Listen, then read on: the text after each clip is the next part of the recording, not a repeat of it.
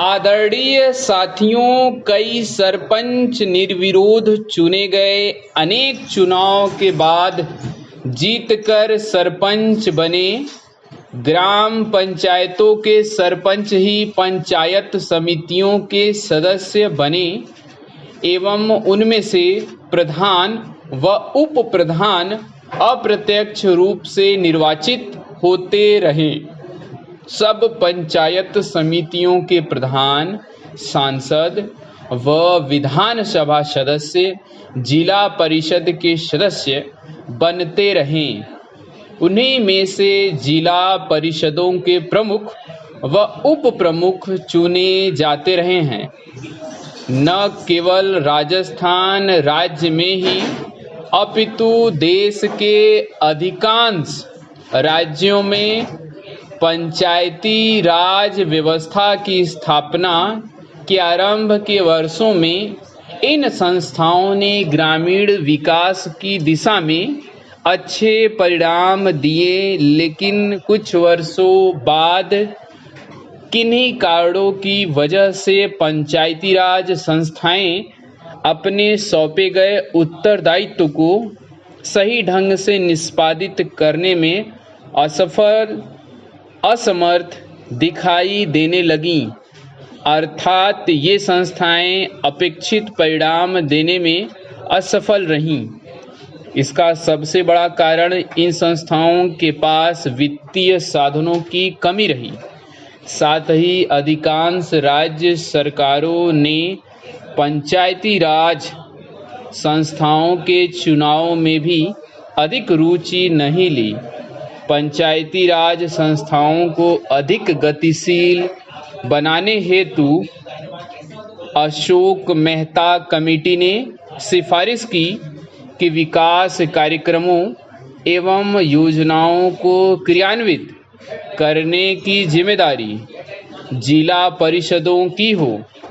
समिति के अनुसार पंचायतें 10 से 15 गांवों की मंडल पंचायतें हों तो अधिक सक्षम होंगी।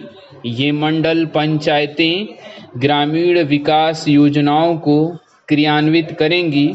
साथ ही समिति ने पंचायती राज संस्थाओं के चुनाव मुख्य निर्वाचन अधिकारी से करवाने की सिफारिश भी की।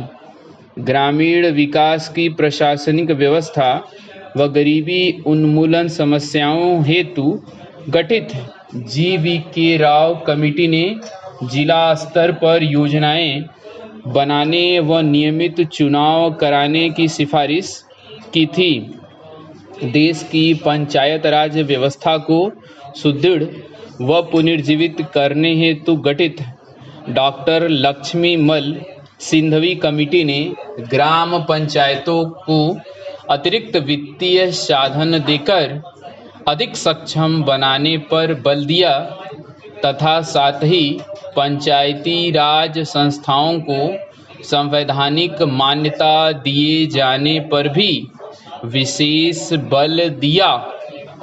देश में पंचायती राज संस्थाओं की बिगड़ती हुई स्थिति को ध्यान में रखते हुए पूर्व प्रधानमंत्री श्री राजीव गांधी ने पंचायती राज ढांचे को सुदृढ़ बनाने की कल्पना की थी और उन्होंने पंचायतों को अधिक अधिकार सौंपने तथा महिलाओं और कमजोर वर्गों की इन संस्थाओं में अधिक से अधिक भागीदारी देने की परिकल्पना की थी।